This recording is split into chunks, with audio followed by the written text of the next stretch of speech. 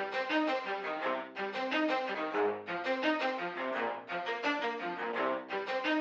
ready?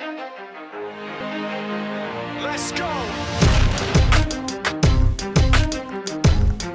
Yeah. For those of you that want to know what we're all about, it's like this, y'all. This is 10% luck, 20% skill, 15% concentrated power of will, 5% pleasure, 50% pain, and 100% reason to remember the name.